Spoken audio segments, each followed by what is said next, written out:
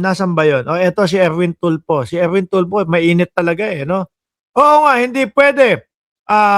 Kulit ng mga reporter, 'di ba? Pero gano'n talaga, work nila 'yan. O game. Inserted is Section 41C para makaboto po kung sino man yung makukulong dahil sa announcement ng Si Jinggoy ngingisi-ngisi na lang, kasi hindi pabor sa kanya. sa the Ombudsman na may lalabas na po ang warrant ng ilan sa mga kasama natin, Madam President.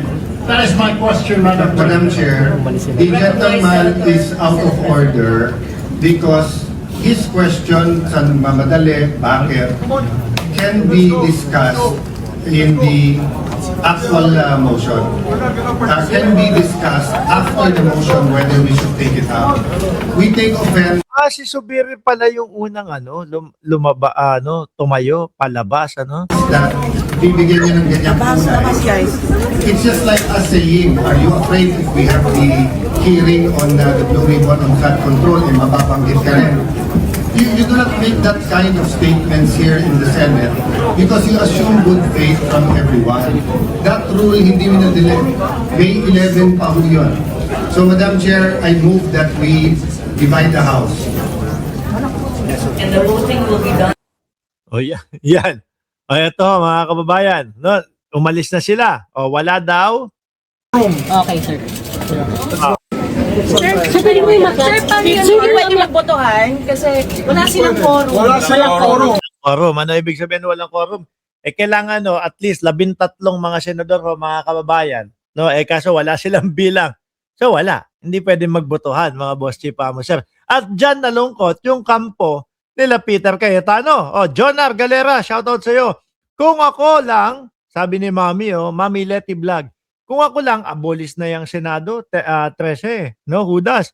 Mga korap, magnanakaw ng pera ng taong bayan. Malaki din po ang ginagastos sa Senado. Actually, hindi ko naman po lalahatin.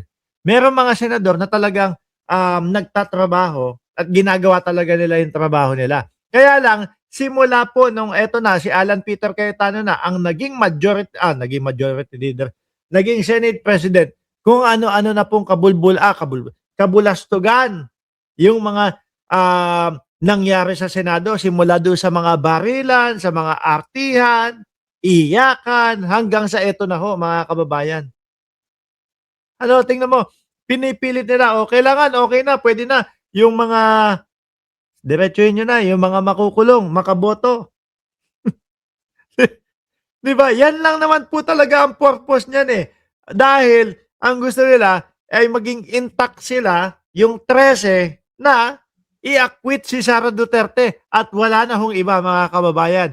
At maririnig nyo naman po, diyan sa 13 na yan, diyan sa mga Duterte na mga senador na yan, ay hindi pa nila nakikita yung ebidensya laban kay Sara Duterte, pero gusto na nilang ibasura yung pong impeachment laban kay Sara Duterte. Di ba? Mark, Boy 2K, Boy 10K is making their own rules to protect their senator allies.